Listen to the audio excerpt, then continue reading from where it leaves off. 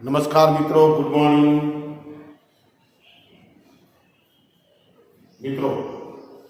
આપણે ગયા લેક્ચરમાં વ્યતિકરણ વિષયનો સંપૂર્ણ અભ્યાસ કરી ચૂક્યા છીએ.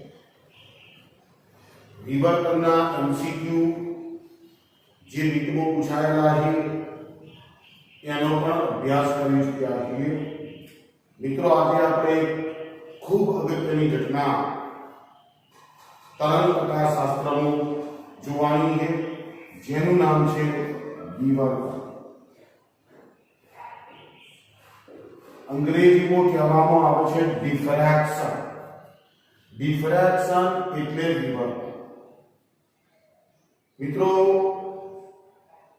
જ્યારે પ્રકાશના માર્ગમાં કે તરંગના માર્ગમાં કોઈ અડચણ અથવા તરંગોને કોઈ સ્લિટમાંથી પસાર કરવામાં આવે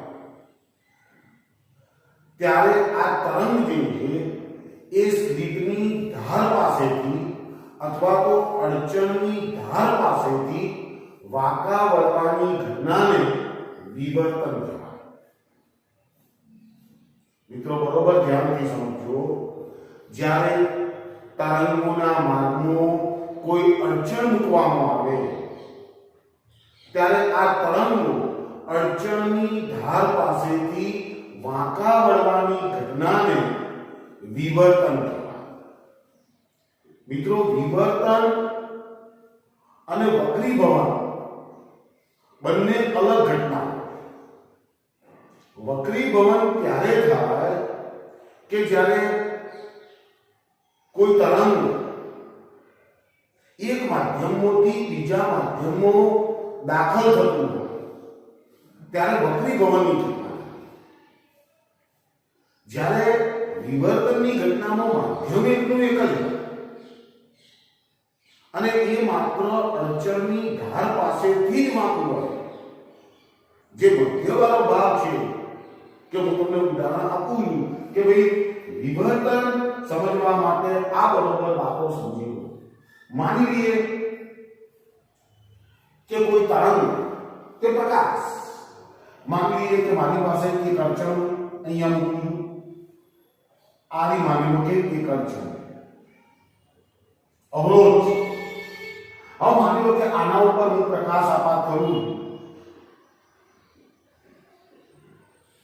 અતિ દૂરથી ઉદ્ગમ મૂકેલું છે અને એની અંદરથી જે પ્રકાશના કિરણો નીકળશે એ બધા એકબીજાને સમાંતર આપણે દર્શાવીએ છીએ, અર્થાત આ સમતલ તરંગ મેં આપાત કર્યો.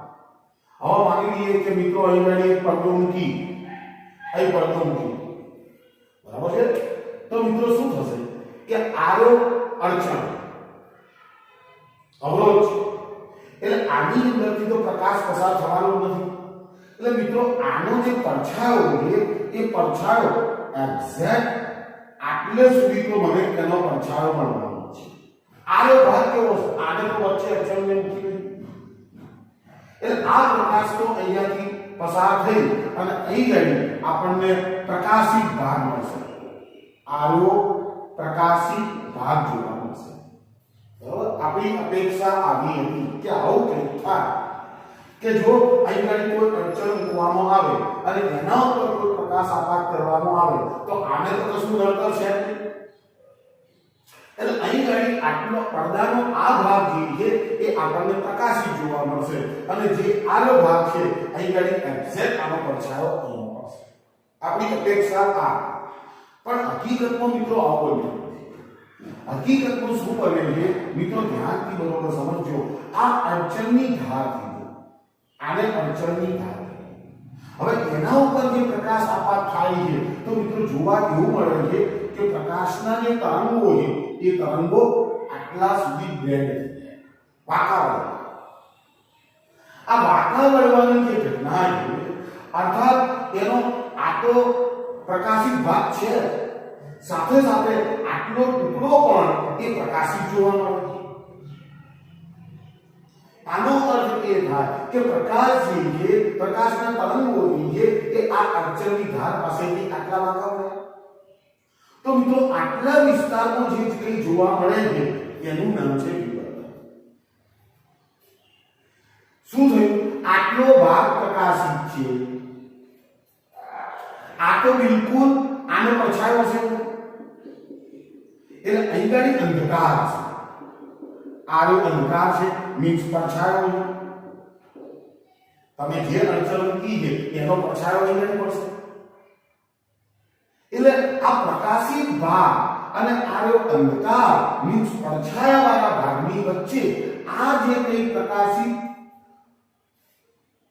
આપણને પટ્ટો મળે છે એનું નામ છે વિવર્તન. મિત્રો આ વસ્તુને જો ખૂબ મોટી કરીને જોવામાં આવે, આટલો જે વિસ્તાર છે એની અંદર જો આપણે ખૂબ મોટી એ વસ્તુને જોવામાં આવે તો મિત્રો અંદર આ પ્રકારના પટ્ટા જોવા મળે. અપ્રકાશી અને પ્રકાશી આવા બધા પટ્ટા જોવા મળે. તો મિત્રો આનું નામ છે વિવર્તન. જો માની લઈએ કે આપણે એક ઊંધું લઈએ અને ઊંધાની અંદર માની લો કે એક હોલ પાડીએ. ઊંધાની અંદર એક હોલ પાડીએ. અહીંયાથી માની લો કે અહીંયાથી પ્રકાશ આપાત કરેલો, આને સમાંતર કે અહીંયા બીજું ઊંધું રાખીએ, મીન્સ એનો આપણે પડદા તરીકે ઉપયોગ કરીએ. તો મિત્રો આ હોલ જેટલો પ્રકાશ એની અંદરથી પસાર થવો જોઈએ. અને સાહેબ મિત્રો બરોબર ધ્યાનથી સમજો, આ હોલ જેટલો પ્રકાશ આની અંદરથી પસાર થશે. બરાબર છે? એટલે આપણી અપેક્ષા શું હતી કે આ જે પડદો છે એ પડદા ઉપર આટલો ભાગ જોઈએ એ આપણને પ્રકાશિત મળવો જોઈએ. પડદો જેટલો દૂર રાખશો મિત્રો એટલું તમારી પ્રકાશિત ટપકું જે છે એ મોટું બચાવશે. આ પ્રકાશિત ટપકું જે છે જેટલો તમે પડદો આનાથી દૂર રાખશો એટલું પ્રકાશિત ટપકું આ બહુ મોટું હશે. મિત્રો બરોબર ધ્યાનથી સમજો. પણ મિત્રો આપણી અપેક્ષા આવી હતી પણ એવું બનતું નથી. શું થાય છે કે આ પ્રકાશ જે છે આ હોલની અંદરથી જ્યારે પસાર થાય છે ત્યારે હોલ જે છે એ અડચણ છે. એટલે એની ચારે તરફની બધી બાજુની જે ધારો છે એ ધારોથી પ્રકાશનું વિવર્તન થવા માંડે છે. પ્રકાશના તરંગો વાંકા વળવા માંડે છે અને પરિણામે અહીંયા શું મળે છે મિત્રો? ધ્યાનથી અહીંયા આવી રીંગો છે. પ્રકાશી અને અપ્રકાશી આવી રીંગો જોવા મળે. મિત્રો આનું નામ છે વિવર્તન. બરાબર મિત્રો ધ્યાનથી સમજી લો કે વિવર્તનની ઘટના એ કેવા પ્રકારની ઘટના છે? અડચણની ધાર પાસેથી પ્રકાશના તરંગો વાંકા વળવાની ઘટના એટલે વિવર્તન. એક બીજું ઉદાહરણ આપું મિત્રો, માની લઈએ કે આપણી પાસે એક આ સ્વિચ છે.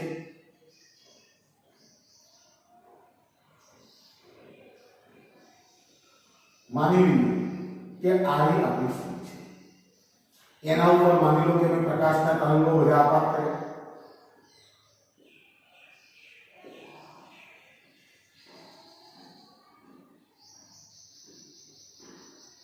અહીંયા માની લો કે પડદો. હવે મિત્રો જો આ આપણી સ્લીપ થઈ. આ સ્લીપની પહોળાઈ કેવી છે? એ સ્લીપની પહોળાઈ આપણે કેવી રીતે? હવે એની અંદરથી પ્રકાશ પસાર થતો. એટલે આપણી અપેક્ષા શું હોય કે આટલા વિસ્તારની અંદર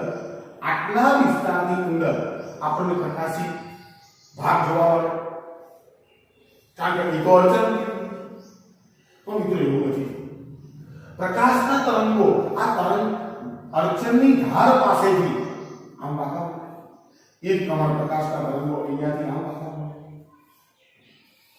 એટલે અહીં તો સૌથી વધારે પ્રકાશ હશે એ આ પ્રકાશિત ભાગ છે.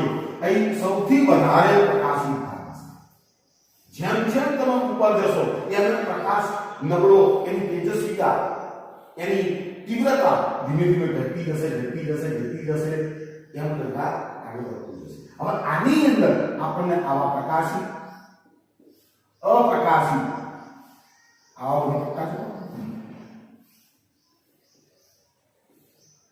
મિત્રો આનું નામ છે વિવર્તન. તો મિત્રો બરોબર ધ્યાનથી સમજી લો. માની લઈએ કે આના ઉપર જે આકાર પ્રકાશ કર્યો છે એની તરંગલંબાઈ લેમ્ડા. તો વૈજ્ઞાનિકો આ બધા પ્રયોગો ઉપરથી એક વિચાર ઉપર આવ્યા છે મિત્રો. ખાસ ધ્યાન રાખજો કે વિવર્તનનો આધાર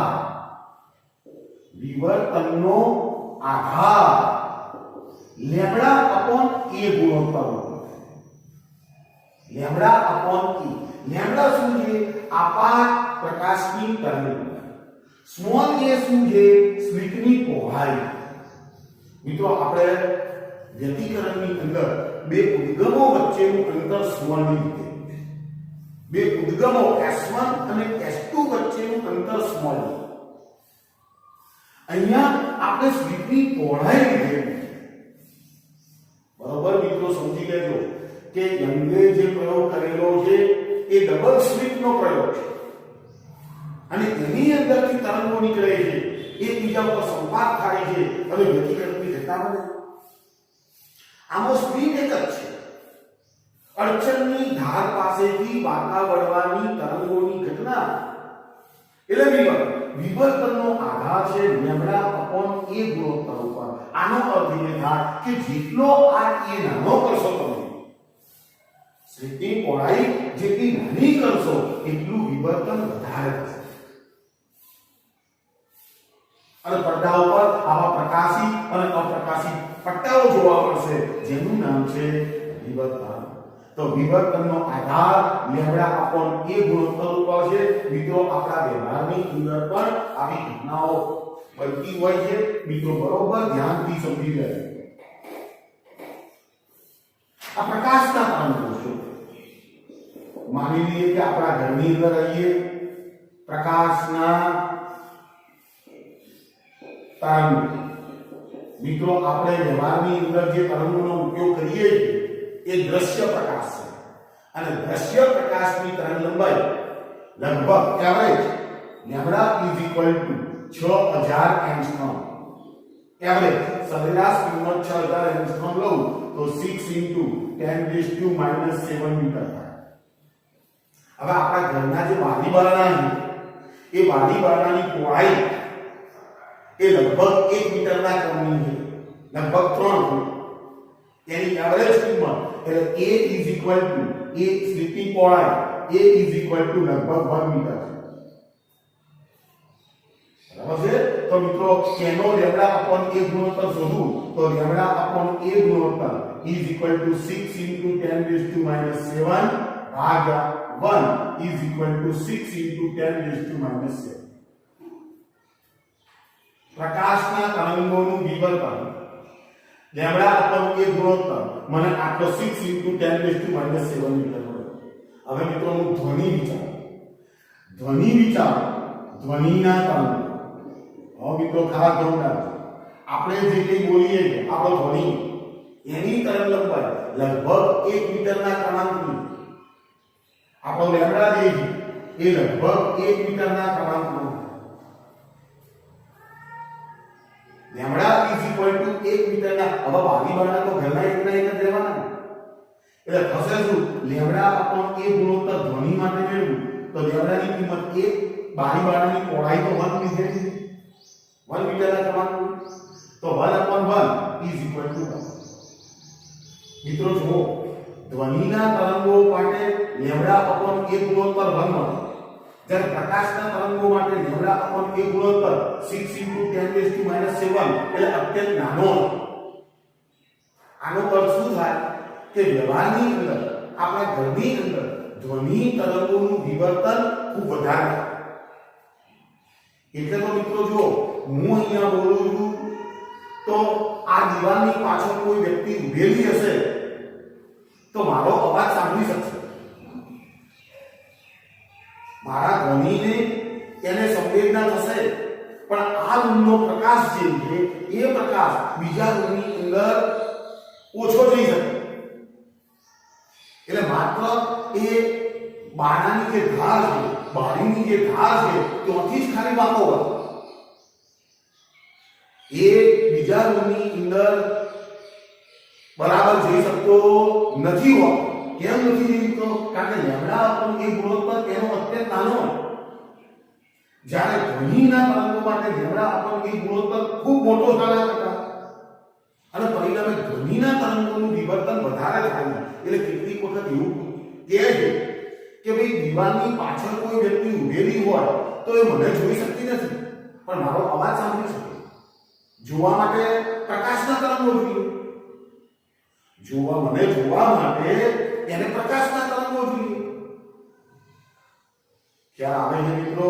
એટલે ધ્વનિના તરંગોનું વિવર્તન સૌથી વધુ થાય. રેડિયો તરંગોની તરંગલંબાઈ મિત્રો 25 મીટર જેટલી.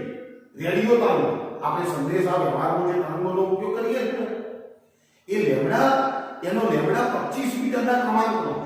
એટલે મિત્રો ધ્યાનથી બધા તરંગોની અંદર રેડિયો તરંગોનું વિવર્તન સૌથી વધારે થાય. રેડિયો તરંગો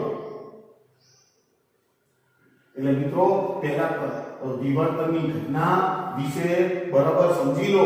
વક્રીભવન વસ્તુ જુદી, ઘટના જુદી છે. વિવર્તનની ઘટના જુદી. વક્રીભવન તો ત્યારે જ થાય છે કે જ્યારે એક માધ્યમોથી પ્રકાશનું તરંગ બીજા માધ્યમમાં પ્રવેશતું હોય ત્યારે. આને માધ્યમ સાથે કોઈ લેવા દેવા નથી. માધ્યમની અંદર પણ વિવર્તન થતું હશે, થાય છે. મિત્રો યાદ રાખજો, વિવર્તનની ઘટના પ્રકાશના તરંગો માટે, ધ્વનિના તરંગો માટે, પાણી પ્રસરતા તરંગો માટે, દ્રવ્ય તરંગો માટે, બધા તરંગો માટે વિવર્તનની ઘટના શક્ય. મિત્રો ઘટના શું છે? તરંગોના માર્ગમાં કોઈ અડચણ મૂકતા તરંગો અડચણની ધાર પાસેથી વાંકા વળવાની ઘટનાને વિવર્તન કહેવાય. ચલો મિત્રો ઓકે છે. તો મિત્રો જે મુદ્દા અગત્યના લાગે તે મુદ્દાને તમે નોંધતા રહેજો. ચલો મિત્રો આગળ વધુ છું જરા. હવે વિવર્તનના પ્રકારો જોઈએ છે.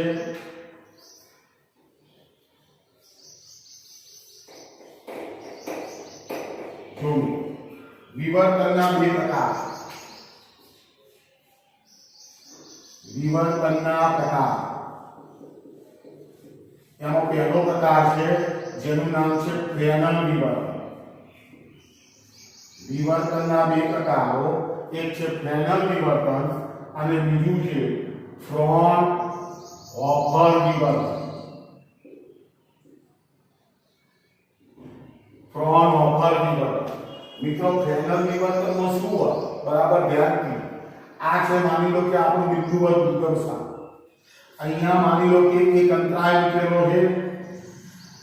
આ લો એક અંતરાય અવરોધ છે. બરાબર છે. આની અંદરથી માની લો કે પ્રકાશના તરંગો બધા નીકળે. બિંદુવત ઉદ્ગમ સ્થાન છે મિત્રો. બિંદુવત ઉદ્ગમ સ્થાન છે એટલે બહુ સ્પષ્ટ વાત છે કે એની અંદરથી નીકળતું જે તરંગગ્રહ હશે એ ગોળાકાર તરંગગ્રહ હશે. બરાબર છે. આ સ્લીપ થઈ. આ રહી છે સ્લીપ.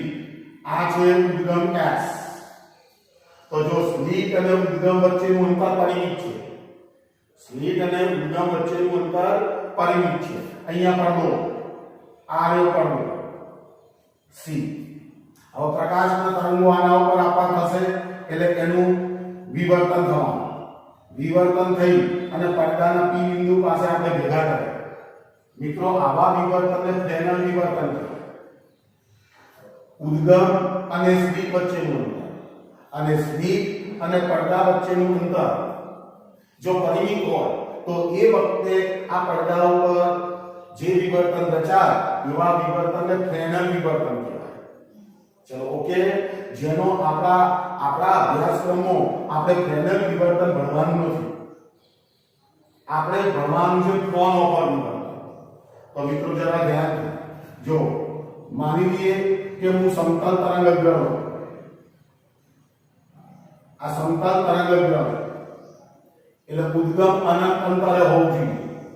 સમતલ તરંગગ્રહ માટેની કન્ડિશન શું છે? તરંગ ઉદ્ગમ જે છે, તરંગનું ઉદ્ગમ જે છે એ અનંત અંતરે હશે.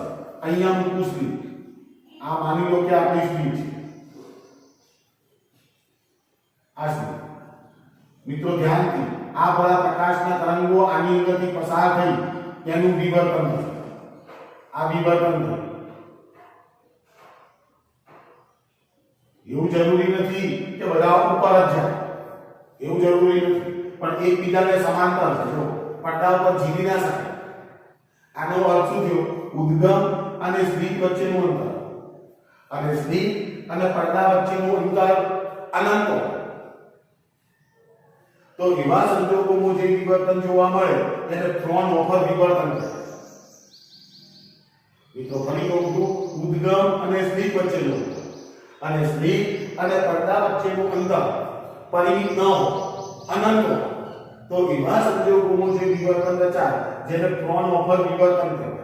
મિત્રો બરોબર ધ્યાનથી સમજી લેજો, ફ્રોન ઓફર વિવર્તન પડદા પર ઝીલી શકાતું નથી. બિલકુલ સ્પષ્ટ વાત છે કે બધા કિરણો તો સમાંતર છે, એટલે એકબીજા ઉપર એ સંપાત થવાની કોઈ પ્રશ્ન પેદા થતો નથી. પરંતુ લેબોરેટરીઓની અંદર આ વિવર્તનને આપણે પડદા ઉપર ઝીલી શકીએ. બહિર્ગોળ લેન્સનો ઉપયોગ કરી અને આપણે શું કરીએ છીએ? અંતો ઉદ્ગમ અનંત અંતર. બરાબર છે? તો મિત્રો આપણે શું કરીએ છીએ ખરેખર પ્રયોગશાળાઓની અંદર? મિત્રો ધ્યાનથી માની લો કે આ ઉદ્ગમ, આ બિંદુવત ઉદ્ગમ સ્થાન. હવે એની અંદરથી માની લો કે આ બધા ગોળાકાર તરંગગ્રહ નીકળે. આ ગોળાકાર તરંગગ્રહ, આ ગોળાકાર તરંગગ્રહ. મિત્રો આપણે યોગ્ય કેન્દ્ર લંબાઈનો અહીંયા બહિર્ગોળ લેન્સ મૂકી દઈએ. હવે બહિર્ગોળ લેન્સ શું કરે છે? તો આ બધા કિરણોને એકબીજાને સમાંતર બનાવી દે. આ બધા કિરણોને સમાંતર બનાવી દે. આપણે સમતલ તરંગગ્રહની જરૂરિયાત છે. આ સમતલ તરંગગ્રહ બન્યું. હવે મિત્રો એ બધા વિવર્તન પામવાના તો આપણે એના માર્ગની અંદર અહીં કરી બહિર્ગોળ લેન્સ મૂકી દઈએ. યોગ્ય કેન્દ્ર લંબાઈ વાળો એક બહિર્ગોળ લેન્સ મૂકી દઈએ અને પડદા ઉપર અહીંયા પડદો મૂકી દઈએ. આ પ્રકાશના તરંગોને આપણે પડદા ઉપર એક બિંદુ પાસે ઝીલી શકીએ. એટલે પ્રયોગશાળાની અંદર ફ્રોન ઓફર વિવર્તન આપણે મેળવી શકીએ. પણ એના માટે આપણે આવા યોગ્ય કેન્દ્ર લંબાઈ વાળા બહિર્ગોળ લેન્સોનો ઉપયોગ કરવો પડે. ચલો મિત્રો ઓકે છે. તો મિત્રો આપણા કોર્સની અંદર ફ્રોન ઓફર વિવર્તન છે અને એ ફ્રોન ઓફર વિવર્તન કેવી રીતે મિત્રો આપણે મેળવીએ છીએ તે બરોબર સમજી લેવાની જરૂર છે. ચલો ફ્રોન ઓફર વિવર્તન માટે મિત્રો આપણે ત્રણ બાબતોની ચર્ચા કરવાની છે.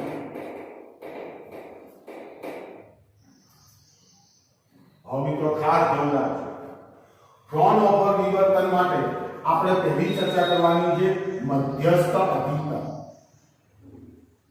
મધ્યસ્થ અધિકતમ. મિત્રો વિવર્તન કરતા અહીંયા શબ્દો જરા જુદા. અધિકતમ એટલે પ્રકાશ અને ન્યૂનતમ એટલે અપ્રકાશ. બીજી ચર્ચા કરવાની છે આપણે પ્રથમ ન્યૂનતમ. પ્રથમ ન્યૂનતમ. અને ત્રીજી આપણે ચર્ચા કરવાની છે પ્રથમ અધિકતમ. મિત્રો આ શીખવાડું એ પહેલા તમારે થોડું વિવર્તન બરાબર યાદ કરવું. સહાયક વ્યતિકરણ અને વિનાશક વ્યતિકરણની શરતો આપણે જાણીએ. ચલો સહાયક વ્યતિકરણ. સહાયક વ્યતિકરણ. સહાયક વ્યતિકરણ ક્યારે થાય? કે બે તરંગો વચ્ચેનો તફાવત xd by capital D is equal to n lambda. આ સહાયક વ્યતિકરણની શરત છે. જો n બરાબર 0 1 2 n so. વિનાશક વ્યતિકરણ ક્યારે થાય? તો વિનાશક વ્યતિકરણ તો પદ તફાવત xd by capital D is equal to n plus 1 by 2 cos d by lambda.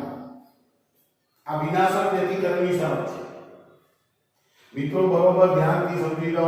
સહાયક વ્યતિકરણની શરત પદ તફાવત આટલો થવો જોઈએ. is equal to હું આવું પણ લખી શકું d sin theta is equal to b sin theta. b કોણ બે સ્લિટ વચ્ચેનું અંતર, બે સ્લિટ વચ્ચેનું અંતર, બે ઉદ્ગમ વચ્ચેનું અંતર s1 અને s2 વચ્ચેનું અંતર b sin θ is equal to xt by capital D is equal to n w। હું આવું પણ લખી શકું d tan θ is equal to n w। b tan θ is equal to n plus 1 n plus 1 by 2 into w। આ સહાયક અને વિનાશક વ્યક્તિકરણની શરતો। ચલો મિત્રો ઓકે। હવે મિત્રો ખાસ ધ્યાન રાખજો, મારે ત્રણ ઓફર વિવર્તન મેળવવાનું છે અને એના માટે મારે ત્રણ મુદ્દાની ચર્ચા કરવાની છે। નંબર 1 છે મધ્યસ્થ અધિકતમ, નંબર 2 છે પ્રથમ નિમ્નતમ અને નંબર 3 છે પ્રથમ અધિકતમ। ચલો મિત્રો ઓકે છે। તો મિત્રો આપણે સ્ટાર્ટ કરીએ છીએ, બરાબર ધ્યાનથી સમજી લેજો। મિત્રો માની લઈએ કે આ એક સ્લિટ છે, આ એક સ્લિટ અને એના ઉપર હું સમતલ તરંગગ્ર આપું। આ માની લઈએ કે સમતલ તરંગગ્રના કિરણો જે છે એ કિરણો હંમેશા એકબીજાને સમાંતર આવતા હોય। આવા ત્રણ કિરણો આ સમતલ તરંગગ્રની નિશાની। હવે આ સ્લિટની પહોળાઈ સ્મોલ એ જેટલી રહે છે, સ્લિટની પહોળાઈ છે સ્મોલ, એટલે અહીંથી આટલું અંતર જે છે એ અંતર અહીંયા a/2 જેટલું થાય। અહીંથી આનું અંતર વળી પાછું a/2 જેટલું થાય। સ્લિટ ઉપર સંપાત થતા ત્રણ તરંગો આવા કરોડો કિરણો હશે મિત્રો। આ બરોબર સાંભળી લો, એમાંના મેં આ ત્રણ કિરણો પસંદ કરેલા છે। આવા કરોડો કિરણો હશે। હવે આનું નામ પાડી નાખું છું, માની લો કે a, આનું નામ પાડું છું માની લો કે x અને આનું નામ પાડી નાખું છું માની લો કે b।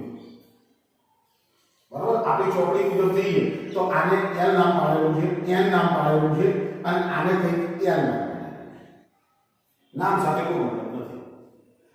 હવે મિત્રો બરોબર ધ્યાનથી સમજો, માની લઈએ કે અહીંયાથી મેં પડદો મૂકેલો તો આનું જે સ્લિટ છે એ સ્લિટનો લંબ દ્વિભાજક અહીંયા આવવાનો। હવે મિત્રો આપણી વિવર્તનની જે વાતો છે એની અંદર આમાંથી તો પ્રકાશ પૂરેપૂરો પસાર થવાનો, એટલે અહીંયાથી મળી આટલા સુધીનો જે વિસ્તાર છે, આટલા સુધીનો જે વિસ્તાર છે એ વિસ્તાર તો પ્રકાશિત રહેવાનો, કારણ કે એ તો અચળ પર આવવાનું નથી। પણ મિત્રો આ બધા તરંગોને મારે પડદા ઉપરના કોઈ બિંદુ પાસે કોન્સન્ટ્રેટ કરવા, ભેગા, બરાબર છે। એટલે મિત્રો ધ્યાનથી બરાબર સમજી લેજો કે હું શું કરી રહ્યો છું કે આ જે પ્રકાશ છે એ પ્રકાશના માર્ગની અંદર આ જો પ્રકાશ અહીંયાથી આમાં આવવાનો, આ પ્રકાશ અહીંથી આમાં આવવાનો, અહીંયાથી પ્રકાશ આમાં, બરાબર છે। એની વચ્ચે માની લો કે હું યોગ્ય કેન્દ્ર લંબાઈ વાળો એક બહિર્ગોળ લેન્સ, એક બહિર્ગોળ લેન્સ, તો એની મિડલ વાળું જે પ્રકાશનું કિરણ છે એ તરંગ જે છે એ તરંગ તો સીધું અહીંયા જેને કહી દઉં છું PO, આ બિંદુને હું PO નામ। હવે મિત્રો આ તરંગ જે છે એ તરંગ અહીંયાથી વક્રીભવન પામી અને અહીંયા એ જ પ્રમાણે આની તરંગ જે છે એ વક્રીભવન પામી અહીંયા આની તરંગ આમ સીધે સીધું। હવે મિત્રો ધ્યાન દો, મેં ત્રણેય તરંગોને પડદાઓ પરના એક બિંદુ પાસે કોન્સન્ટ્રેટ કર્યા, એટલે આખો પ્રકાશિત હશે। મિત્રો ધ્યાનથી આ પ્રકાશના તરંગો સ્લિટમાંથી જ્યારે પસાર થાય છે ત્યારે મિત્રો જો મેં વાંકા વળેલા બતાવ્યા નથી, એ વાંકા વળતા નથી। આનો અર્થ એ થાય કે આ તરંગોનું વિવર્તન થતું નથી। આ તરંગો પોતાનું જે મૂળ માર્ગ છે એ મૂળ માર્ગની અંદર જ જતી રહે। આનો અર્થ એ થાય કે એનો વિવર્તન કોણ θ = 0। મિત્રો અહીંયા એવું પણ બનતું હશે કે અહીંયાથી જે તરંગ છે એ તરંગ આમ પણ જતું હશે, અહીંયાથી આમ પણ જતું હશે, અહીંયાથી આમ પણ જતું હશે, આવું બધું થતું હશે। પણ એની અંદરથી મેં ત્રણ તરંગો એવા પસંદ કર્યા છે કે જેનું વિવર્તન થતું નથી। મિત્રો ધ્યાનથી આ કરોડો ઉદ્ગમોમાંથી તરંગો નીકળતા છે. અહીંયા આ કિરણો જે છે એ કરોડો છે. હવે મિત્રો આ જે તરંગ છે એ તરંગ અહીંયાથી મૂળ માર્ગોથી આટલું સ્પીડ થઈ તો એનું વિવર્તન કોણ કઈ થશે? આનો કોઈ વિવર્તન કોણ હશે? આનો કઈ વિવર્તન કોણ હશે? પણ મેં એવા તરંગો લીધેલા છે કે જેનો વિવર્તન કોણ કેટલો છે? શૂન્ય. હવે મિત્રો આ જે તરંગ અહીંયાથી આમ ગઈ, અહીંયાથી પીઓ પાસે આ સીધે સીધું ગઈ, આ રીતે તરંગ અહીંયાથી આમ ગઈ, એટલે દેખીતી રીતે આપણને એવું લાગે છે કે આ તરંગ પીઓ બિંદુ પાસે મળવું પડશે. કેમ? કારણ કે આનો પથ જરા મને લાંબો લાગે, આનો પથ મને જરા લાંબો લાગે. જ્યારે મિડલ વાળું કિરણ જે છે એ તરંગ અહીંયા ઝડપથી પહોંચી ગયું હશે, કારણ કે એનો ગતિપથ જે છે એ મને નાનો દેખાય. પણ મિત્રો એવું બનતું નથી. અહીંયા આ તરંગોના ભૌમિતિક પથો ભલે તમને જુદા લાગતા હોય પણ આ ત્રણેય તરંગ માટે એના પ્રકાશીય પથો સમાન છે. કેવી રીતે? તો મિત્રો આ મિડલ વાળું જે તરંગ છે એને લેન્સની અંદર એના પહોળા ભાગોથી પસાર થવું પડે. હવે આનો કઈ વક્રી ભવનાંક હશે અને એનો વક્રી ભવનાંક જે પ્રમાણે હશે એ પ્રમાણે આની તરંગ જે છે આની અંદર લેન્સની અંદર ખૂબ લાંબુ અંતર કાપવાનું, કારણ કે એ જાડા ભાગોથી પસાર થાય. જ્યારે ઉપરનું તરંગ જે છે લેન્સ જેમ જેમ ઉપર જશો એમ એમ પાતળો થતો જશે. એટલે એની અંદર આને ઓછું અંતર કાપવું પડશે, આને પણ ઓછું અંતર કાપવું પડશે. એટલે આ ત્રણેય તરંગના પીઓ બિંદુ પાસે જ્યારે પહોંચશે લાગતો સમય તો એક સમાન થશે. એટલે આમના વચ્ચે રચાતો જે પદ તફાવત છે એ પદ તફાવત જે છે ઇઝ ઇક્વલ ટુ 0 મળશે. અને પદ તફાવત જો 0 થાય, જો n બરાબર 0 પદ તફાવતની કિંમત 0 થાય તો એનો અર્થ એ થાય કે આ પીઓ બિંદુ પાસે સહાયક પ્રતિક્રિયા છે. મિત્રો બરોબર ધ્યાનથી સાંભળજો. બે અથવા બે કરતા વધુ તરંગોના સંપાતીકરણના લીધે નિપજતી ભૌતિક અસર એટલે વ્યતિકરણ. તો અહીંયા તફાવતની કિંમત 0 છે અને 0 હોવાથી આ P બિંદુ પાસે હંમેશા સહાયક વ્યતિકરણ થાય અને સહાયક વ્યતિકરણ થાય તો પછી મિત્રો શું થાય? ત્યાંથી આપણને શું રચાય? મધ્યસ્થ અધિકતમ છે. આ બિંદુ પાસે મધ્યસ્થ અધિકતમ રચાતો છે. ચલો મિત્રો ઓકે. તો મિત્રો જુઓ હવે આ જે લીડ તમે લીધેલી છે એના ઉપર આવા કરોડો કિરણો આવા થતા હશે, તરંગો આવા થતા હશે. તો મિત્રો આઇગેન્સનો સિદ્ધાંત શું કહેતો?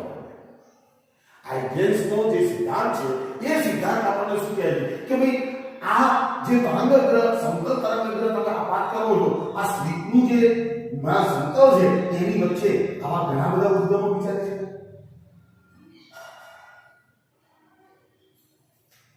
તો જે તરંગો આના ઉપર આપાત થતા હશે અને એનો તફાવત 0 રહેતો હશે એ બધા પડદા ઉપર શું હશે? મધ્યસ્થ અધિકતમ હશે. મિત્રો બરોબર ધ્યાનથી સમજી લો કે જ્યારે તફાવતની કિંમત 0 બનશે ત્યારે પડદાઓ પર આપણો મધ્યસ્થ અધિકતમ રચાવાનો છે. અને આઇગેન્સનો સિદ્ધાંત એમ કહે છે આ બધા જે ગૌણ કણો છે એ એક જ તરંગગ્ર ઉપરના છે એટલે એ બધાની કણાઓ સમાન હશે. એટલે આપણે આવા અનેક ઉદ્ગમો વિચારી શકીએ અને એમોની જેનો તફાવત 0 રહેતો હશે એ બધા પીઓ પાસે જ્યારે સપાટ થશે ત્યારે એ શું હશે? મધ્યસ્થ અધિકતમની રચના કરશે. ચલો મિત્રો ઓકે છે. તો મધ્યસ્થ અધિકતમ મિત્રો એટલે મધ્યસ્થ પ્રકાશી જે એ પ્રકાશની તીવ્રતા સૌથી વધારે એવો એનું નામ છે મધ્યસ્થ અધિકતમ. ચલો મિત્રો આપણે નિયંત્રણ તરફ જવાનું છે. હવે તો મિત્રો ચિત્ર તો એનું એ જ છે. મધ્યસ્થ અધિકતમ રચાઈ ચૂકેલો છે. મધ્યસ્થ અધિકતમ તો અહીંયા જોવા મળશે. હવે મિત્રો હું એવા તરંગો વિચારું છું બરાબર ધ્યાનથી. અહીંયા ચિત્ર એનું એ રાખું છું. મેં સ્લિટના બે સરખા ભાગ કરેલા છે અને અહીંયાથી માની લો કે એક પ્રકાશનું તરંગ આમ ગયું આમ. હવે મિત્રો જોજો હો,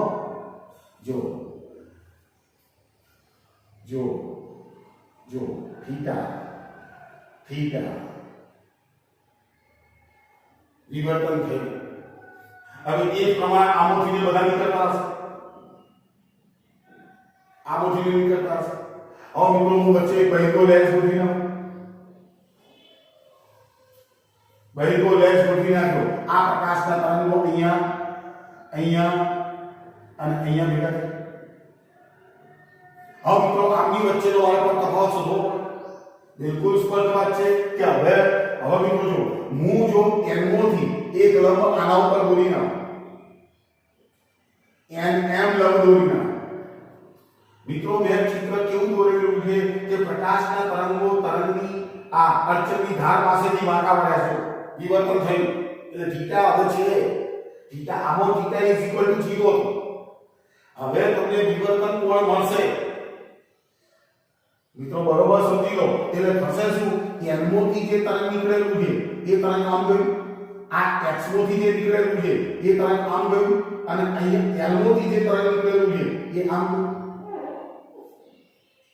તો મિત્રો જો N અને LO થી મેં નીકળી NO થી એક લંબ દોરેલો, તો મિત્રો આટલું ચિત્ર હું ઢાંકી લઉં તો અહીંયાથી બધાનો પ્રકાશીય પથ સરખો હશે, બરાબર છે. N અને XO થી નીકળતું જે તરંગ છે એના વચ્ચેનો તફાવત આટલો થવાનો કેટલો, x આનું નામ પાડી વધવા xy. અને એ જ પ્રમાણે N અને LO થી જે તરંગ નીકળે છે એમના વચ્ચેનો તફાવત L * m થવાનો, Lm. તો મિત્રો આપણે પ્રયોગની ગોઠવણી કેવી કરીએ છીએ, પ્રયોગની ગોઠવણી આપણે આ પ્રાયોગિક રીત છે, આપણે એવી ગોઠવીએ છીએ કે જેથી આ જે xy ની જે તફાવત એ તફાવત માની લો કે λ/2 જેટલો. હવે એ λ/2 જેટલો હશે તો અહીંયાથી આ અંતર અને આ અંતર સરખું છે, તો પછી L અને MO, L અને L, N અને L એમો જે તરંગો નીકળે છે એના વચ્ચેનો તફાવત લેવડા હશે. ખ્યાલ આવે છે મિત્રો? હું ફરી કહું છું, આપણે પ્રયોગની ગોઠવણી એવી રાખીએ છીએ કે જેથી N અને XO થી નીકળતા જે તરંગો છે એના વચ્ચે તફાવત લેવડા. હવે આ બંને અંતરો તો સરખા જ છે, તો L, N અને L એમના વચ્ચે તફાવત કેટલો હશે, તો કે લેવડા. હવે મિત્રો આ જો ખૂણો થીટા હોય તો પછી આ જો ખૂણો પણ થીટા છે. મિત્રો બરોબર સમજો. તો મિત્રો જો હવે આપણી પરિસ્થિતિ શું થાય કે અહીંયા આ થીટા કોણે આવી ગઈ N અને XO થી નીકળતા જે તરંગો છે એમના વચ્ચે તફાવત લેવડા. તો મિત્રો વિનાશક વ્યતિકરણની અંદર n + 1/2 * λ. જો n ની કિંમત હું 1 મૂકી દઉં, n ની કિંમત હું 1 મૂકું તો અહીં ગણી તફાવત λ/2 થાય. તો λ/2 થાય તો પછી આ બિંદુ પાસે અહીંયા આને b1 કહી દઉં તો મિત્રો અહીં ગણી વિનાશક વ્યતિકરણ છે. અને વિનાશક વ્યતિકરણ જો રચાતું હોય તો પછી આ જે પટ્ટો તમને મળશે, સલાકા તમને જે મળશે એ સલાકા કેવી હશે, અપ્રકાશિત. ખ્યાલ આવે છે મિત્રો? ધ્યાનથી તો હું એવા તરંગોની પસંદગી કરું છું કારણ કે મારે આપણે નિવેદન મેળવવું છે, અપ્રકાશિત પટ્ટો મેળવવો છે. એટલે હું એવા તરંગોનું સિલેક્શન કરું છું કે જેની જે બે તરંગો પડદા પરના જે બિંદુ પાસે ભેગા થતા હોય તો વળી પર તફાવત કેટલો રચાવો જોઈએ, λ/2. તો મિત્રો જો અહીંયા હું પર તફાવત λ/2 છે તો મિત્રો અહીંયા ત્રિકોણ જો ત્રિકોણ NXY માટે હું એનો sin θ = સામે ભાગ્યા કર્ણ થવાનું. તો મિત્રો અહીંયા આ કાટખૂણો થઈ ગયો છે, તો સામે મીન્સ λ/2 અને કર્ણ મીન્સ r થવાનું, એટલે આની લંબાઈ છે a/2. બગડો કેન્સલ = λ/2. ધ્યાન પર a ને આમ લઉં તો a sin θ is equal to lambda અથવા તો હું આના ઉપરથી લખી શકું sin θ is equal to lambda આપણને મિત્રો આ ખૂણો અત્યંત નાનો આ ખૂણો જે છે એ જો અત્યંત નાનો હોય તો હું આની જગ્યા ઉપર આવું લખી શકું θ is equal to લેમ્ડા આપણને તો આનો અર્થ મિત્રો એવો થાય કે જ્યારે આ પ્રયોગની અંદર θ is equal to lambda upon a જેટલો ખૂણો હોય ત્યારે આપણને પડદા ઉપર પ્રથમ ન્યૂનતમ મળે હવે મિત્રો આની અંદર n ની કિંમત તો તમે બદલી કરી અને તમે તફાવત ગણી શકો અને તર્ક કરી શકો કે ભાઈ બીજી ન્યૂનતમ ક્યાં રચાશે એ વખતે વિવર્તન કોણ કેટલો થશે n ની કિંમત 3 મૂકો 3 મૂકી વળી પાછી આની અંદર કિંમત મૂકી દો વળી પાછો વિવર્તન કોણ શોધો પણ મિત્રો એક વસ્તુ નક્કી છે કે θ is equal to lambda upon a જ્યારે તમે ગોઠવણી કરો ત્યારે તમને પ્રથમ ન્યૂનતમ મળે અને એ વખતે એનો a sin θ is equal to lambda હવે a sin θ અને d sin θ તો મિત્રો આ શું જો પદ તફાવત છે તો આ પદ તફાવત is equal to પદ તફાવત પદ તફાવત a sin θ is equal to n lambda હોય તો એ વખતે પડદા ઉપર આપણે પ્રથમ ન્યૂનતમ મળે તો મિત્રો આ વસ્તુને વ્યાપક કરી નાખું તો વ્યાપક રીતે a sin θ is equal to n lambda અહીંયા θ n કરી નાખું તો મિત્રો આ શું થયું ન્યૂનતમની શરત થઈ n is equal to 1 2 so on અહીંયા 1 મૂકશો એટલે લેમ્ડા આવશે અહીંયા θ 1 આવશે 2 મૂકશો એટલે અહીં θ 2 થઈ જશે અહીંયા 2 લેમ્ડા થઈ જશે અને એને અનુરૂપ અહીંયા કેવા ફેરફારો થશે તમે સમજી શકો ખ્યાલ આવે છે મિત્રો તો મિત્રો એક જ વસ્તુ યાદ રાખવાની છે કે જો તમારે ન્યૂનતમ મેળવવું હોય તો પડદા ઉપર તમારે વિનાશક વ્યક્તિકરણ કરવું પડશે બરાબર છે તો મિત્રો ધ્યાનથી સમજી લો કે nxy ત્રિકોણ જે લીધો છે એના ઉપરથી મેં શરત આપી હવે પ્રથમ ન્યૂનતમ જેમ ઉપર મળે એ પ્રમાણે આ પડદાનો મધ્યસ્થ અધિકતમ તો એ પ્રમાણે એટલા જ અંતર અહીંયા નીચે પણ ન્યૂનતમ મળતું હશે p1 ડેશ તો મિત્રો આનો મધ્યસ્થ અધિકતમનું મધ્ય બિંદુ બરાબર ધ્યાન મધ્યસ્થ અધિકતમનું એ મધ્ય બિંદુ કહેવાય એટલે અહીંયાથી છેક આ પ્રથમ ન્યૂનતમ જો દિનાર જાય તો અહીં પ્રકાશિત પટ્ટો હશે એ પ્રમાણે અહીંયા સુધી નીચે પ્રકાશિત પટ્ટો હશે એ મધ્યસ્થ અધિકતમ જેવો પૂરો થાય એટલે પ્રથમ ન્યૂનતમ ચાલુ થાય તો મધ્યસ્થ અધિકતમ નું આની મધ્ય બિંદુ તો મધ્યસ્થ અધિકતમ આટલું અંતર જો x કહું તો નીચે પણ આ અંતર x હશે મિત્રો બરોબર ધ્યાનથી સમજો આ તો મધ્યસ્થ અધિકતમની પહોળાઈ કેટલી થાય તો મધ્યસ્થ અધિકતમની પહોળાઈ અહીંથી આટલું અંતર x છે નીચે પણ x હશે તો મધ્યસ્થ મિત્રો ધ્યાનથી મધ્યસ્થ અધિકતમની રેખીય પહોળાઈ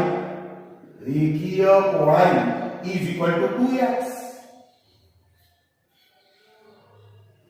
હવે એ x હશે કેટલા એવું તમે કહો તો મિત્રો ધ્યાન આપો આપણી પાસે શરત છે xd by capital D is equal to n ની કિંમત હું 1 મૂકી દઉં ની કિંમત હું અહીં 1 મૂકી દે તો xd x is equal to lambda capital D by square x ની કિંમત આપી આવશે તો પછી એની રેખીય પહોળાઈ કેટલી થશે 2 અહીંયા 2 તો મધ્યસ્થ અધિકતમની શું આવશે રેખીય પહોળાઈ આવશે અને θ આપણને મળી ગયો મિત્રો બરોબર ધ્યાનથી તો અહીંયાથી આ તરંગ અહીંયાથી આમ જતું હશે એ પ્રમાણે નીચે જતું હશે ને તો મિત્રો એની કોણીય પહોળાઈ કેટલી થશે તો કોણીની પહોળાઈ કેટલી થશે 2 લેમ્ડા પર આ મધ્યસ્થ અધિકતમની કોણીય પહોળાઈ મિત્રો બરોબર ધ્યાન આ મધ્યસ્થ અધિકતમની રેખીય પહોળાઈના કોણીય પહોળાઈના મિત્રો બરોબર ધ્યાનથી મુદ્દાને વાંચતા જજો કે ન્યૂનતમ મેળવવા માટે આપણે કેવા પ્રકારની પ્રાયોગિક ગોઠવણી કરી રહી છે અને આપણે જેમ મિત્રો બરોબર ધ્યાનથી સમજી લેજો આપણે જેમ સ્લીપને પહોળી કરતા જઈશું સ્લીપને જેટલી પહોળી કરતા જઈશું તેમ આવા કરોડો કિરણો જે છે એ પડદા ઉપર મળતા જશે चलो मित्रों आटलू याद रखવાનું છે હાલ પૂરતું ન્યૂટનની શરત વ્યાપક રીતે a sin θ n is equal to n lambda હવે મિત્રો જો આ સહાયકની જે શરત છે એ અહીંની ન્યૂનતમની શરત આવી આ ખાસ ધ્યાન રાખજો સહાયક વ્યક્તિકરણમાં તમે શું લખો છો d sin θ is equal to xt by capital D અર્થાત પદ તફાવત n લેમ્ડા થવો જોઈએ અને અહીંયા શું છે ન્યૂનતમની શરત છે a sin θ is equal to n lambda એટલે મિત્રો બરોબર ધ્યાનથી સમજજો ચાલો મિત્રો હવે આપણે પ્રથમ અધિકતમની ચર્ચા કરવાની છે તો મિત્રો આપણે પડદાને અને સ્લીપને જરા પોડી કરવી પડશે એટલે એના બીજા વિભાગો વિચારવા પડશે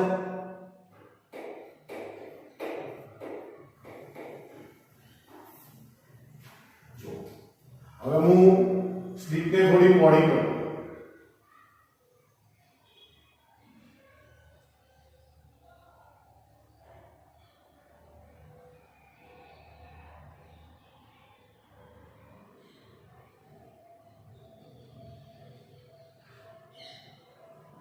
જોજો આપણી સ્લીપની પહોળાઈ તો આપણે કાયમ માટે એ લઈ રહ્યા છે આ સ્લીપની પહોળાઈ હવે 1 2 ને 3 ભાગ કર્યા એટલે એના વચ્ચેનું અંતર a/3 થઈ જશે આનું a/3 થઈ જશે આનું પણ a/3 થઈ જશે હવે આ સ્લીપના સમતલને આવા અનેક ઉદ્ગમો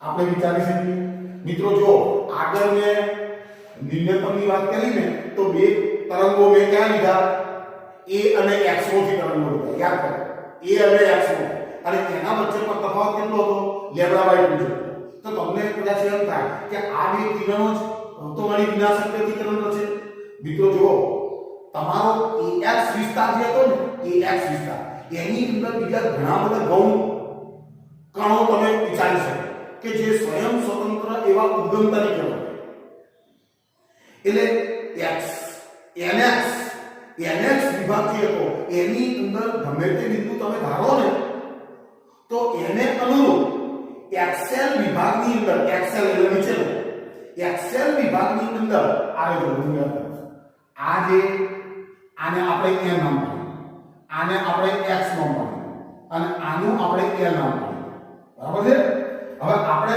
આનોથી અને આનોથી તરંગો લીધા આ લીધા એના વચ્ચે તફાવત કેટલો હતો આ તફાવત λ/2 તો મિત્રો જો તમે અહીં કોઈ બિંદુ વિચારો ને તો એને અનુરૂપ અહીંયા કોઈ બીજું બિંદુ મળે કે જેથી આમના વચ્ચે તફાવત કેટલો થાય λ/2 કે આના વચ્ચેનું અંતર આ કેટલું હતું a/2 તો આમના વચ્ચેનું અહીંયાથી સેમ નીચે ઉતર્યું તો અહીંયાથી સેમ નીચે ઉતર્યું તો આમના વચ્ચેનું અંતર પણ a/2 છે તો આમના વચ્ચે તફાવત કેટલો હશે પાછો λ/2 એટલે અહીં પડદા ઉપર રચાતું વ્યક્તિકરણ કયું હશે વિનાશ હવે જો તમે હજી નીચે ઉતરો અહીંયા નીચે ઉતરો તો આમના વચ્ચેનું અંતર કેટલું a/2 તો તફાવત કેટલો λ/2 તો આવા તો અનેક તરંગો નીકળે કે જે પડદા ઉપરના તીવ્ર બિંદુ પાસે ભેગા થશે તફાવત કેટલો હશે λ/2 બરાબર મિત્રો તો અહીંયા કહી ગયો છે કે આના વચ્ચે આ સમતલ તરંગ એ જ્યારે સ્લિટમાંથી પસાર થશે ત્યારે આ સ્લિટના સમતલે લંબ આ બધા જે નાના નાના બિંદુઓ તમે વિચાર્યા છે કે ગૌણ ઉદ્ગમ સ્થાનો તરીકે આનો અર્થ શું થયો મિત્રો કે વ્યતિકરણ એ માત્ર બે અથવા બે કરતા વધારે તરંગોના સંપાતીકરણના કારણે છે જ્યારે અહીં તો ઉદ્ગમો કરોડોની સંખ્યા અને કરોડો ઉદ્ગમોમાંથી આ પડદા ઉપર જે ભાત રચાય છે એનું નામ છે વિવર્તન ભાત. આનો અર્થ શું થયો કે વિવર્તન ભાત મેળવવા માટે અનેક ઉદ્ગમોની જરૂર પડે. આટલો ભેદ છે. તો મિત્રો જરા ધ્યાનથી સમજો. મેં પડદા ઉપર અધિકતમ મેળવવા માટે પ્રથમ અધિકતમ મેળવવા માટેની વાત કરી છે. તો અહીંયા મેં ગોઠવણ આપી રાખી છે કે આ જો આપણો પડદો છે, આ જો હવે જો આની અંદરથી પ્રકાશનું તરંગ વિવર્તન પામે, આ વિવર્તન પામે. મિત્રો એનો મિડલ વિસ્તાર આ તો પીઓ હશે, મધ્યસ્થ અધિકતમ. મધ્યસ્થ અધિકતમ તો અહીંયા હશે, બરાબર. આ જો આપણો પ્રથમ બિંદુ એ પ્રમાણે નીચે પ્રથમ બિંદુ એ તો હશે. આવો મિત્રો જો વચ્ચે બહિર્ગોળ લેન્સ બહિર્ગોળ લેન્સ મૂકી દીધો. પ્રકાશના તરંગો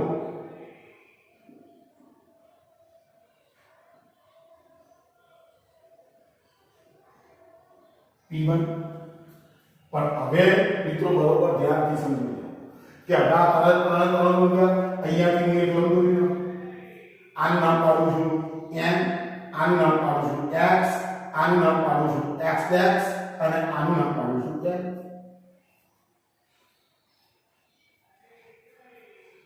હવે મિત્રો જો આટલે સુધીનો વિસ્તાર તો આપણે જોયો નથી. એટલે આના વચ્ચેનો તફાવત xy જે λ/2 હશે, આ x' y' એના વચ્ચેનો તફાવત λ જેટલો હશે અને અહીંયાથી આટલો વિસ્તાર 3 λ/2 જેટલો તફાવત હશે. આ લો lm xy x' y' અને lm આનો તફાવત λ/2 છે, આનો તફાવત λ છે અને આનો તફાવત 3 λ/2 છે. હવે મિત્રો આપણે શાની ચર્ચા કરવાની છે? અધિકતમ. તો વ્યતિકરણ કેવું કરવાનું? સહાયક વ્યતિકરણ. તો મિત્રો અહીંયા n અને x' એમાંથી નીકળતા જે તરંગો જે છે એમના વચ્ચેનો તફાવત λ છે. એમના વચ્ચેનો તફાવત એ λ છે અને λ તફાવત હોય તો જો n ની કિંમત 1 તો તફાવત λ તફાવત λ તો આ બિંદુ પાસે સહાયક વ્યતિકરણ હશે. તો a અને r n અને x' એટલે અહીંથી આટલો વિસ્તાર છે. આ બે તરંગ આમના વચ્ચેનું અંતર કેટલું હશે? આ 3/2 આ a/3 એટલે 2a/3 જેટલું અંતર હશે.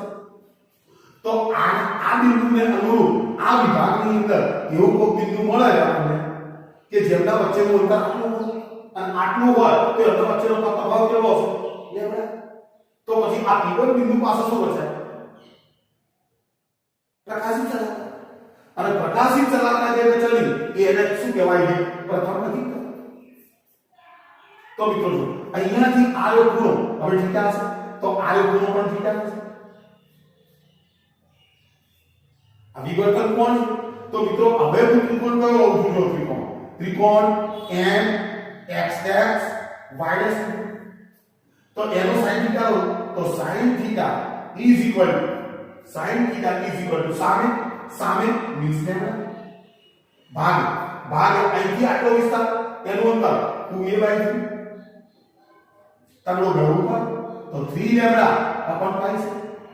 જો થીટા અત્યંત નાનો હોય તો થીટા is equal to 3 λ/π છે. અને મિત્રો આ a ને હું આમ લઈ લઉં તો a sin theta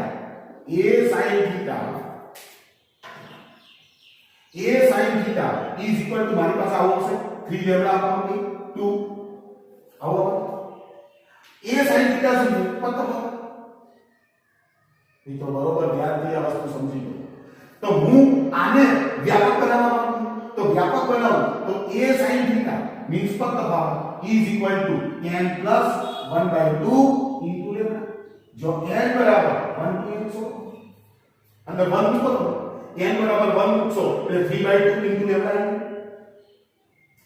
n plus 1/2 into lambda. મિત્રો આટલું યાદ રાખો કે આ તમામ બિંદુઓ પાસે હંમેશા શું રચાય? અધિકતમો રચાય. મિત્રો બરોબર ધ્યાનથી સમજો કે અને જેમ જેમ આપણે આના વિભાગો વધારે ને વધારે કરતા જઈએ તો તાર્કિક રીતે આપણે આ પડદા ઉપરનું પ્રથમ અધિકતમ, દ્વિતીય અધિકતમ, તૃતીય અધિકતમ, ચતુર્થ અધિકતમ એ જ પ્રમાણે પ્રથમ ન્યૂનતમ, દ્વિતીય ન્યૂનતમ મિત્રો સરતો યાદ રાખો તો તમે એમસીક્યુ પ્રશ્નો આસાનીથી સોલ્વ કરી શકશો. ચલો મિત્રો ઓકે છે, જરા ધ્યાનથી.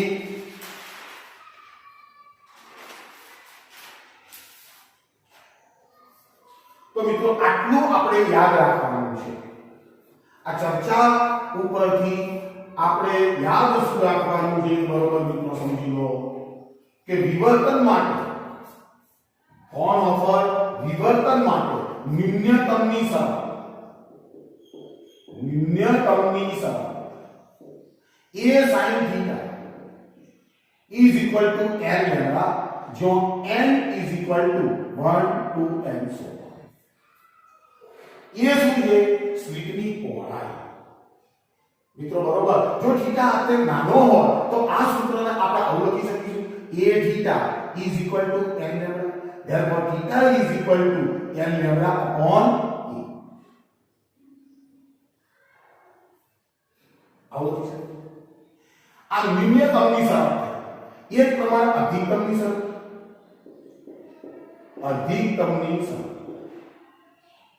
અધિકતમની શરત તો ફક્ત તફાવત a sin θ is equal to n plus 1/2 into lambda. જો n is equal to 1 to n સો અને એ જ વસ્તુ જો એ θ મેળવવો હોય તો આપણે θ પણ લખી શકીએ. ચલો મિત્રો ઓકે છે, તો બે શરતો આપણે તૈયાર કરીશું.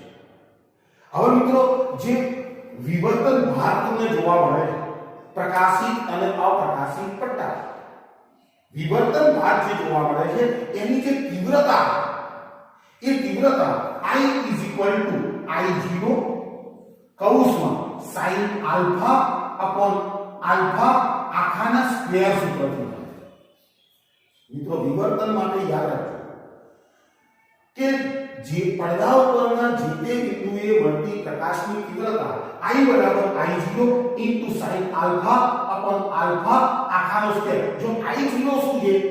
મધ્યસ્થ અધિકતમની તીવ્રતા I0 એ મધ્યસ્થ અધિકતમની તીવ્રતા અને આલ્ફા શું છે? તો alpha is equal to pi a sin theta upon lambda. આલ્ફાની કિંમત આપી પાઈ એ શું છે? સ્લિટની પહોળાઈ. થીટા કોણ છે?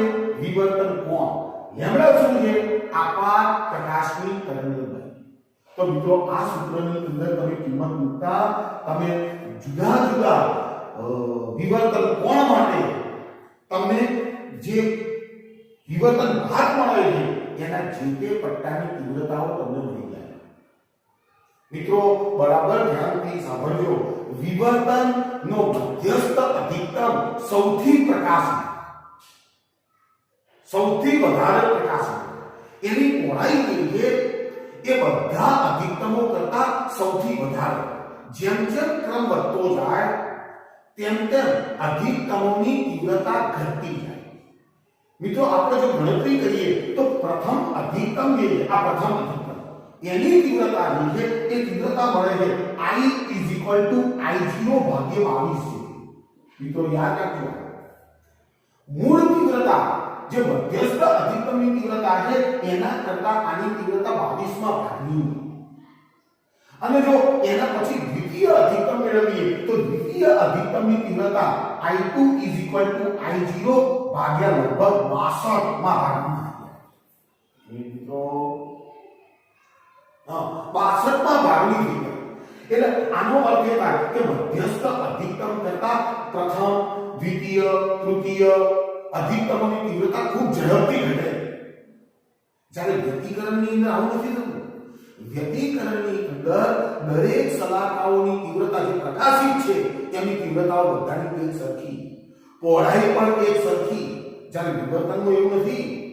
વિવર્તનની અંદર મધ્યસ્થ અધિકતમ સૌથી તીવ્ર એની તીવ્રતા I0 એ સૌથી તીવ્ર. જેમ જેમ તમે ઉપર જશો એમ એમ પ્રથમ અધિકતમ, દ્વિતીય અધિકતમ, તૃતીય અધિકતમ એની તીવ્રતાઓ ખૂબ ઝડપથી ઘટે અને સાથે સાથે એની પહોળાઈઓ પણ ઘટે. એટલે મિત્રો આપણા પાઠ્યપુસ્તકની અંદર તેનો ગ્રાફ દોરેલો છે કે થીટા વિરુદ્ધ તીવ્રતાનો જો આલેખ દોરવામાં આવે તો એને આલેખ કંઈક આ પ્રકારનો દોરેલો. જો અહીંયા મધ્યસ્થ અધિકતમ છે એટલે એની તીવ્રતા સૌથી ઊંચી, પછી આ દ્વિતીય અધિકતમ છે એની તીવ્રતા બિલકુલ ઘટી. અહીંયા ઘટી એ જ પ્રમાણે આવે. એટલે મિત્રો ખાસ ધ્યાન રાખજો આની તીવ્રતા I બરાબર I0 sin આલ્ફા અપન આલ્ફા નો સ્ક્વેર. જો આલ્ફા શું છે? પાઈ a sin થીટા ભાગ્યા ડેલ્ટા. સૂત્રથી આપણને પ્રાપ્ત થતો હોય છે. અને ન્યૂનતમ માટે ન્યૂનતમ જો ન્યૂનતમ રચાતું હોય તો આની મિત્રો આલ્ફાની કિંમત છે આલ્ફા n પાઈ. જો n બરાબર 1 to n સો અને જો અધિકતમ રચાતો હોય મિત્રો લખજો તમે અધિકતમ રચાતો હોય આલ્ફા 2n + 1 પાઈ 2n + 1 પાઈ/2 n બરાબર 1 to n સો. આ કિંમતો તમે અંદર મૂકશો ને મિત્રો તો પણ તમને ખ્યાલ આવી જાય એવું વસ્તુઓ છે. તો મિત્રો જરા બોર્ડની અંદર જે કંઈ ચર્ચાઓ કરી છે એમાંથી મુદ્દાઓ લખતા રહેજો અને મૂળ વસ્તુ છે એની શરતો, અને એ શરતો તમારે મિત્રો યાદ રાખવાની છે. વિવર્તન અને વ્યતિકરણનો ભેદ પણ સ્પષ્ટ કરો એવો નાનકડો પ્રશ્ન પૂછાયો છે. તો વ્યતિકરણ માટે બે કે બે કરતા વધારે ઉદ્ગમ સ્થાનો જોઈએ વ્યતિકરણ છે, પણ વિવર્તન રચવા માટે અનેક ઉદ્ગમોની અસર છે. મધ્યસ્થ અધિકતમની પહોળાઈ સૌથી વધારે હોય, એની તીવ્રતા સૌથી વધુ હોય. જેમ જેમ આપણે વિવર્તનની અંદર ઉપર જતા જઈએ તેમ તેમ એની મધ્યસ્થ અધિકતમની તીવ્રતા ક્રમશઃ ખૂબ ઝડપથી ઘટતી જાય, પહોળાઈ પણ ઘટતી જાય. વ્યતિકરણની અંદર દરેક શલાકાઓની પહોળાઈ એક સરખી હોય, તીવ્રતા પણ એક સરખી હોય. તો મિત્રો આવા મુદ્દાઓ તમે તફાવતના મુદ્દાઓની અંદર લખી શકો છો. બીજી એક વસ્તુ મિત્રો કે વ્યતિકરણની અંદર જે અપ્રકાશિત શલાકા છે ને એ સંપૂર્ણ રીતે અપ્રકાશિત, જ્યારે વિવર્તનની અંદર એવું નથી કે કેટલાક તરંગો વચ્ચેનો તફાવત એવો પણ મળે આપણને કે જો વળી થોડો ઘણો પ્રકાશ હોય એટલે ન્યૂનતમ સંપૂર્ણ રીતે અપ્રકાશિત હોતી નથી. મિત્રો આ એક મહત્વનો એનો ભેદ છે. તો મિત્રો ભેદ પણ પૂછાયેલો છે અને એપ્લિકેશનની અંદર પણ આ બધી વસ્તુઓ પૂછાયેલી છે.